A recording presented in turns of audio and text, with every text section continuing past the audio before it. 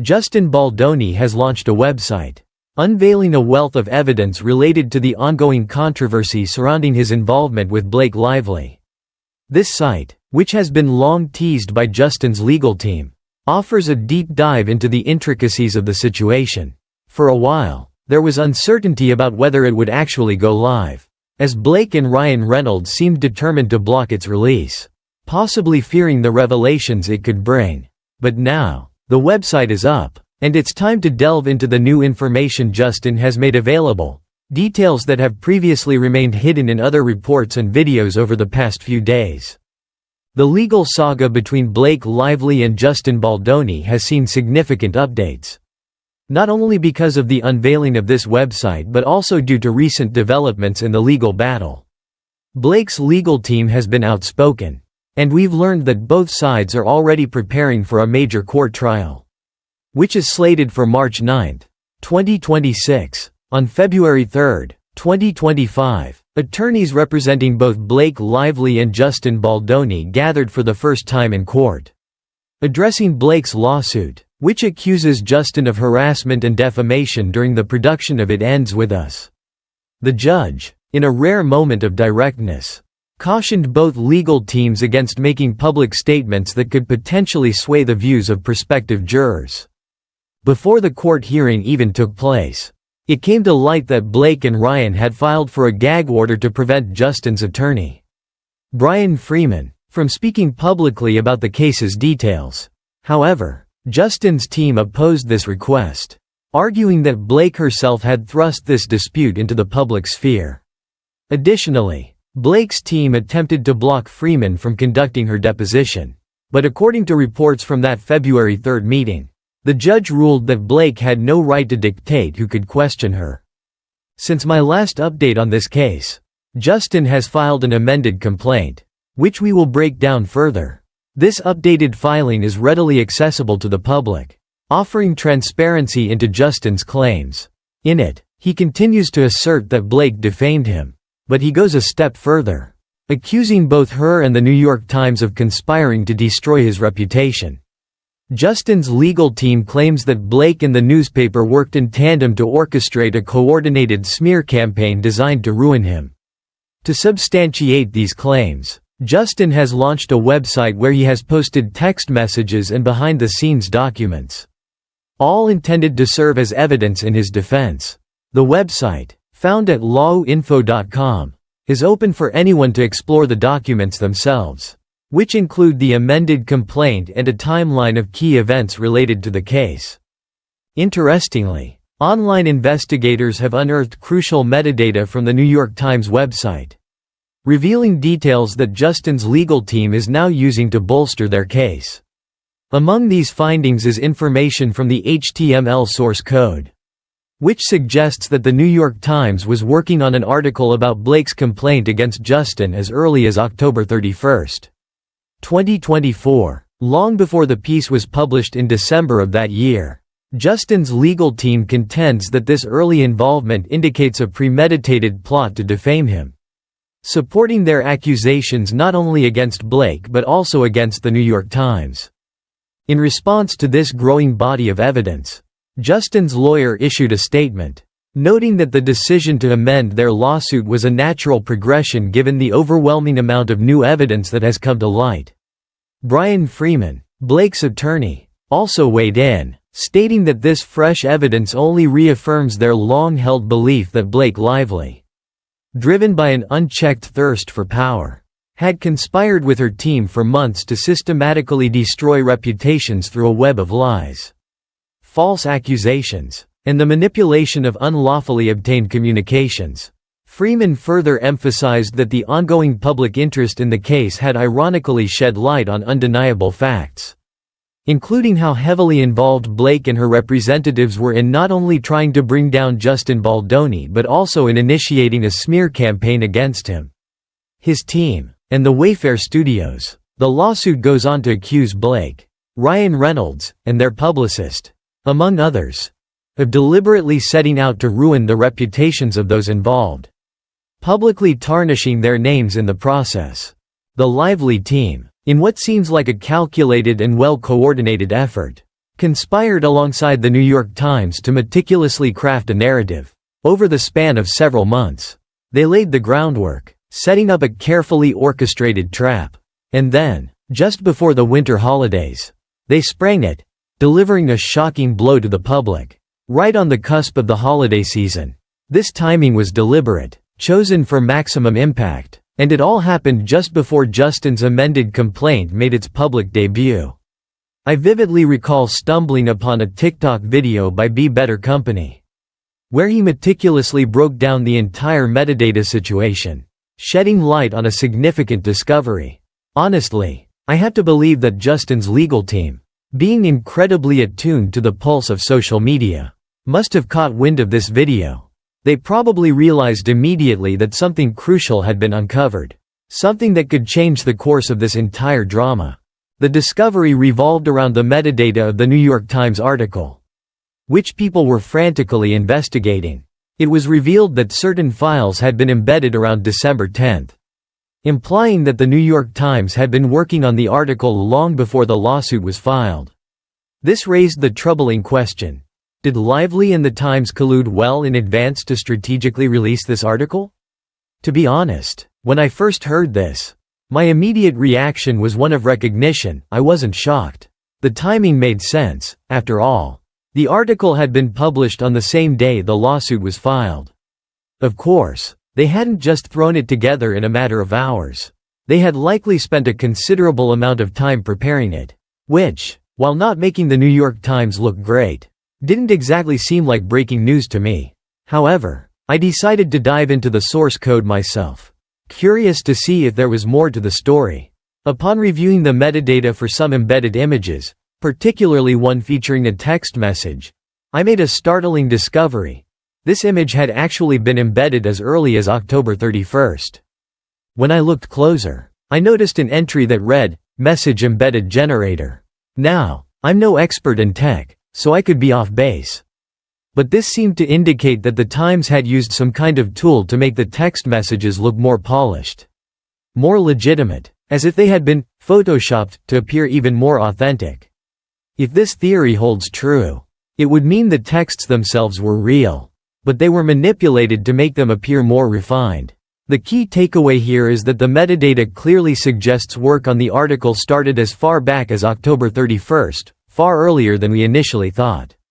This discovery is important because, if the metadata truly reflects the timeline, it would mean that the New York Times was involved in this effort for months, raising the possibility that this article was part of a broader smear campaign all along.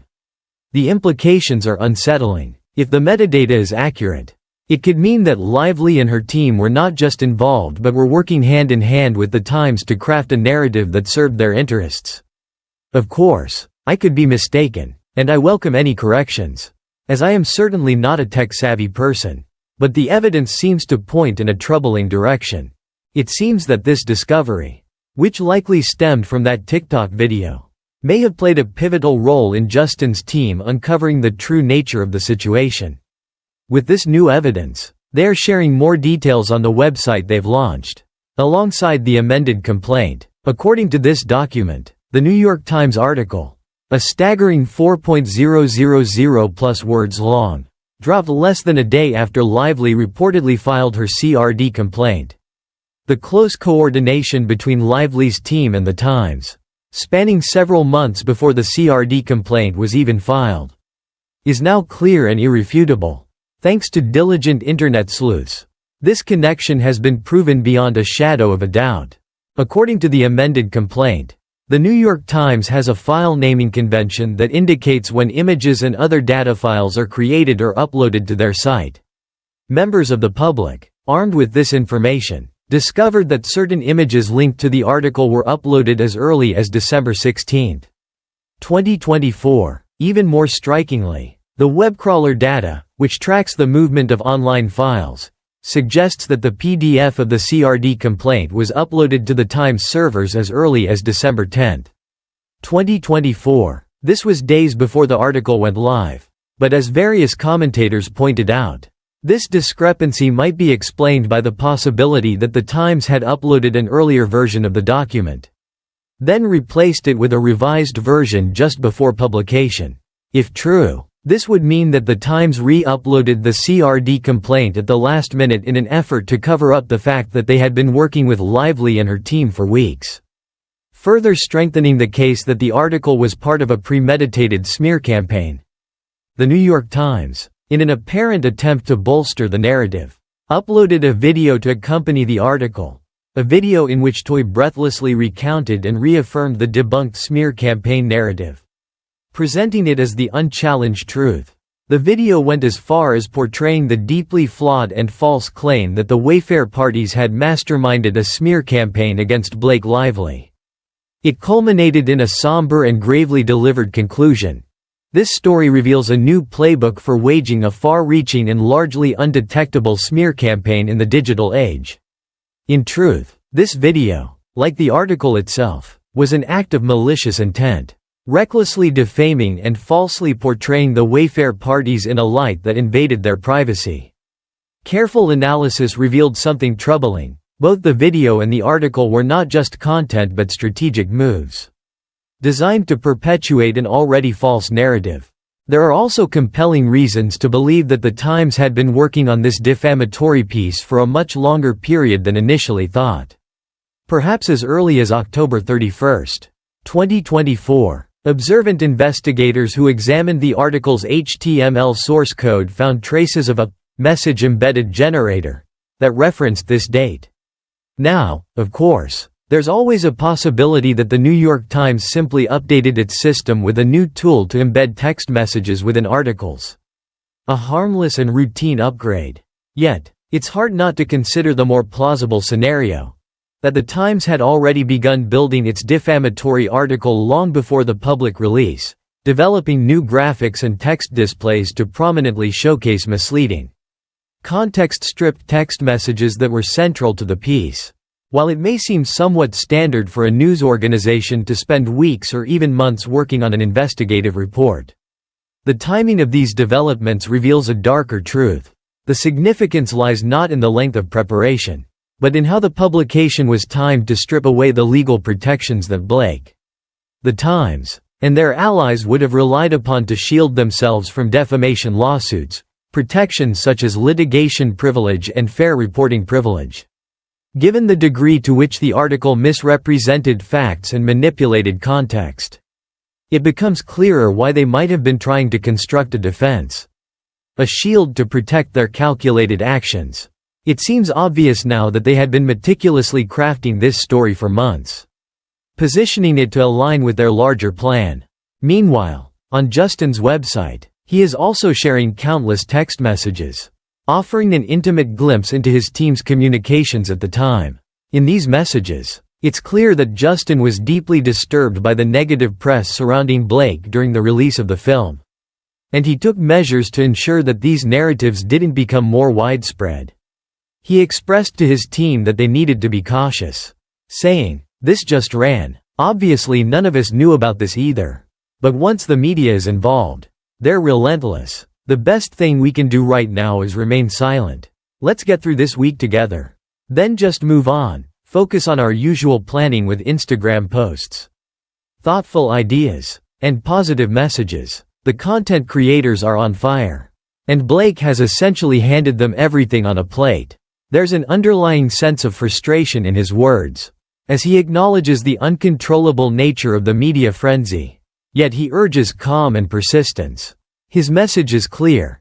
Stay focused on the bigger picture, on the success of the movie, his family, and upcoming projects. In a further exchange, his PR team relays yet another unsolicited story from TMZ, this time criticizing Blake with the biting words, "Blake has a huge ego."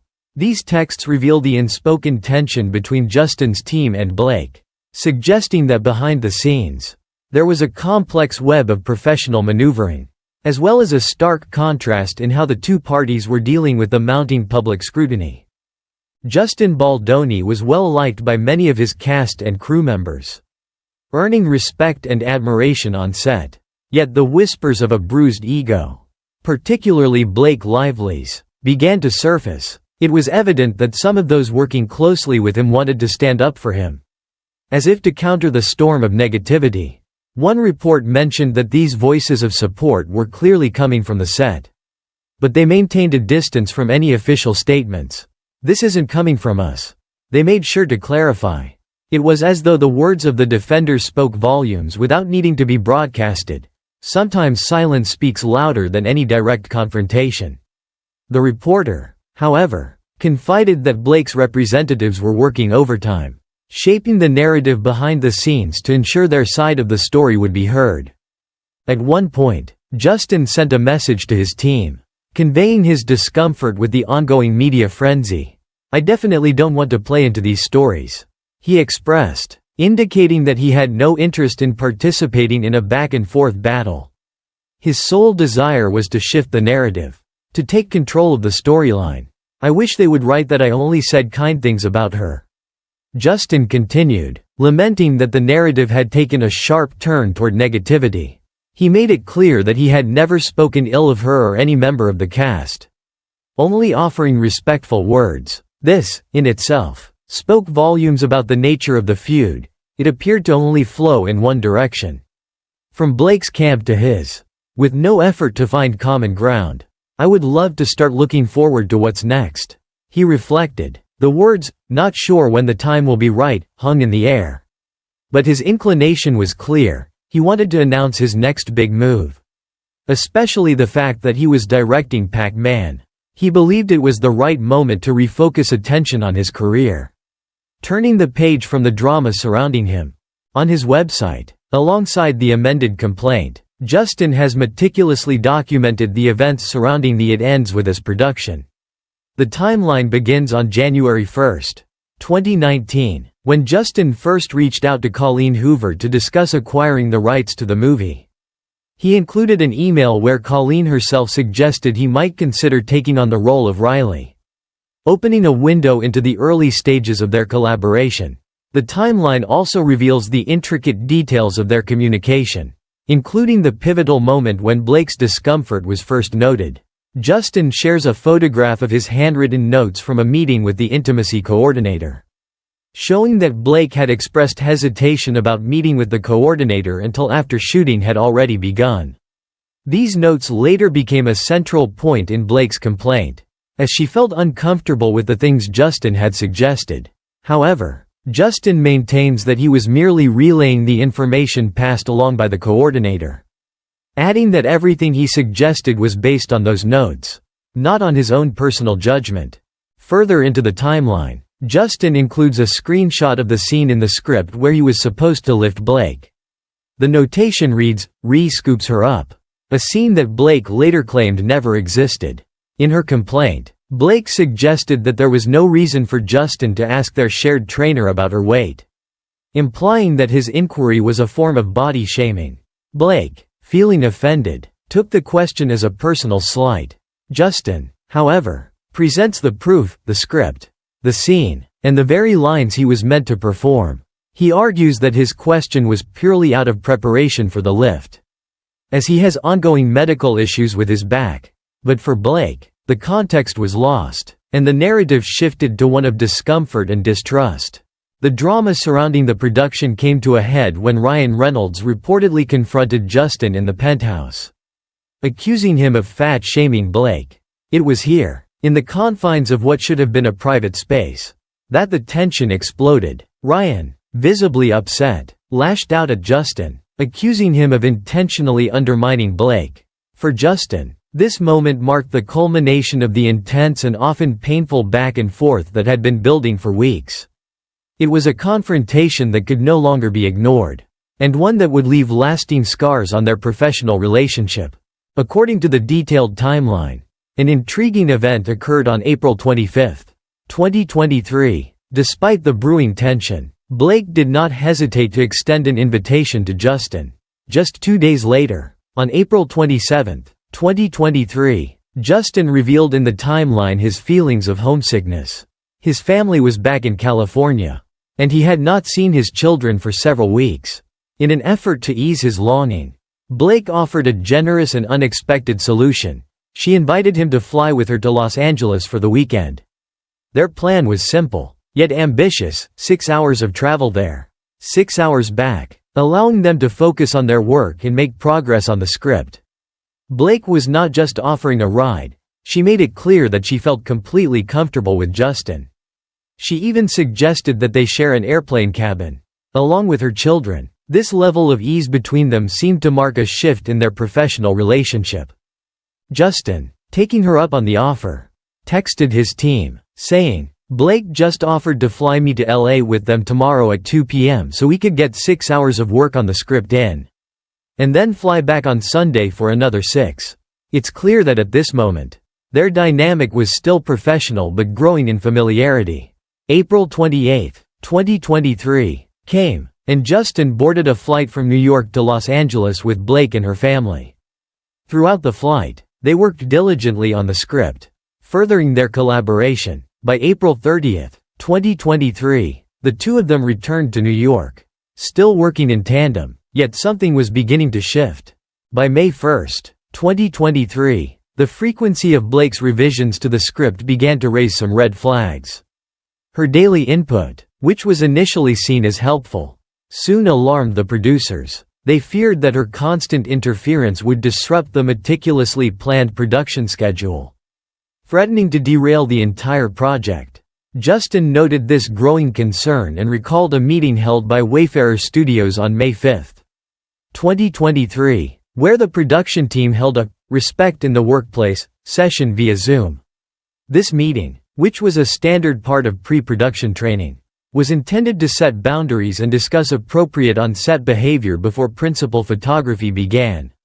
A photo from the meeting schedule, included in Justin's timeline, shows the session was indeed planned, and it seems to mark a significant moment where tensions around the set's dynamics were beginning to escalate. As the days unfolded, the on-set atmosphere continued to evolve, and by May 22, 2023, Justin and Blake were involved in a scripted kissing scene, in which their characters get engaged in a hospital setting. In the scene, Blake's character pulls Justin's in for a kiss. It's important to note that Blake took creative liberty, improvising the number of kisses, deciding what she felt was necessary for the scene. However, Justin makes it clear in his timeline that the kiss was always part of the script.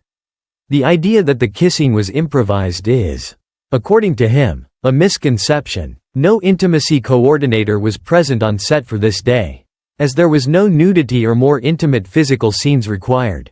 This was standard procedure for two actors with decades of experience working together. Blake and her team, he pointed out, never requested an intimacy coordinator for the scenes involving only kissing. This oversight was not a result of negligence but rather a typical industry practice.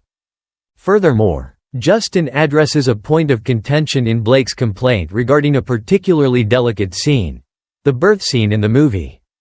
In her complaint, Blake expressed how uncomfortable she was, feeling that Justin failed to close the set.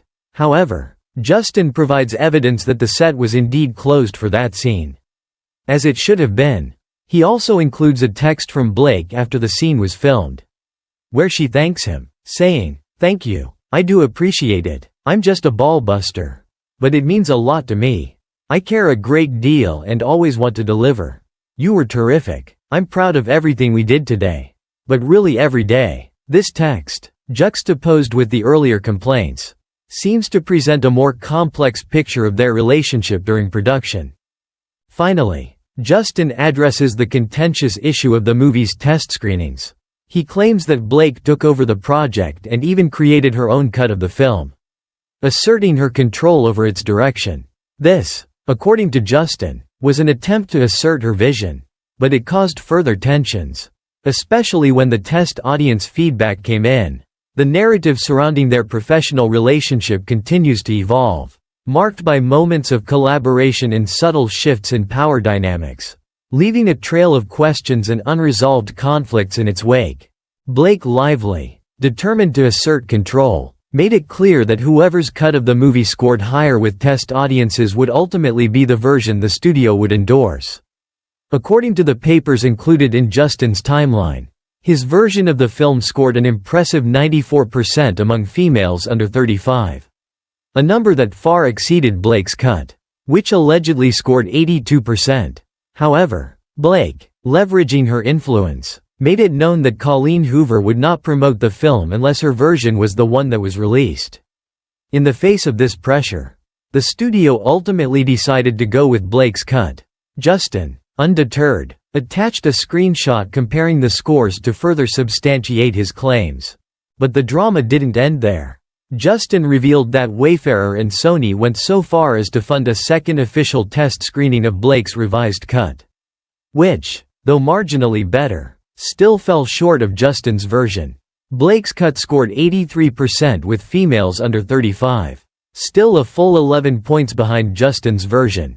In the meantime, the promotional chaos surrounding the film escalated. Ryan Reynolds, using his company Maximum Effort, was hired by Sony to help produce promotional content for the film. Unfortunately, things quickly spiraled out of control, costs soared far beyond budget, and the marketing team's focus on quirky, lighthearted ideas, such as baking cookies and ironing jeans, missed the mark entirely. These efforts ignored the serious underlying theme of domestic violence, the very core of the film's message. As detailed in the timeline, during a Zoom meeting between Wayfarer and Sony's marketing team, it became clear that Sony had been inundated with notes and revisions related to the promotional content. The costs for the promotional shoot had skyrocketed, and despite Blake's earlier claim that Maximum Effort would work for free, the fees for the shoot were much higher than originally anticipated. To make matters worse, Sony had little involvement in the actual content, as they were not granted direct access to the footage they had paid for. The promotional shoot, which included cast members baking cookies, arranging floral displays, and ironing jeans, seemed completely out of place. Given the film's serious tone, the promotional team had completely overlooked the film's real message, and this shift in focus not only missed the point but ultimately hurt the film's public reception. As the film's premiere drew nearer, the online buzz began to reflect an unmistakable sense of drama behind the scenes. Fans and critics alike began to notice the tension, particularly regarding the different ways the cast was promoting the film. Justin, for his part, had been largely promoting the movie alone, while Blake and the rest of the cast appeared to be working together. This discrepancy did not go unnoticed, and the backlash against Blake intensified. According to Justin's timeline, both Blake and Ryan began to pressure him for an explanation. They wanted him to issue a public statement about why they, as a group, were promoting the film together, while Justin was doing so solo. In response to this, the timeline reveals a heated conversation between Blake, Ryan, and WME. The couple, apparently furious with how Wayfarer and Justin had positioned their promotional efforts, demanded that the studio take accountability for the negative press surrounding them. They felt that the marketing for the film had wrongly framed it as a Barbie movie, while elevating Justin to speak on the film's more serious themes, such as domestic violence. Blake and Ryan reportedly blamed Nathan for this positioning, threatening that if their demands weren't met, the gloves will come off. Reynolds even went so far as to say he would personally draft a statement for Wayfarer to release immediately. Heath and Abel, two WME executives, were taken aback by Blake and Ryan's response, feeling that they were wrongly assigning blame for their own public relations nightmare. Heath had consistently reassured everyone that neither Wayfarer nor Nathan was manipulating the media or using bots to spread negative stories about Blake or Ryan. The negative press, he argued, was a direct result of the problematic marketing approach Blake had championed. The tension only deepened when the executives reviewed the statement that Blake and Ryan had drafted, which they wanted Justin and Wayfarer to release. Upon review, Heath and Abel agreed with Wayfarer that the statement was vague, implied guilt without offering substance, and would likely exacerbate the negative press it was meant to address.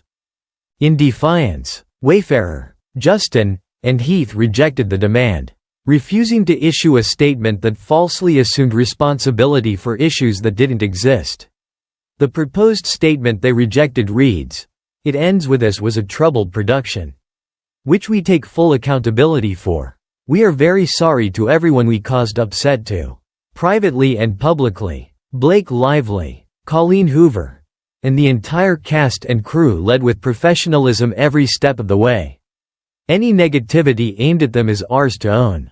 We mutually agreed that the cast would be promoting the film separately. And we understood why. We have always said that we are not perfect. And even if unintentionally, we make mistakes, we will always own them. We hold ourselves accountable. It's not anyone's job but ours.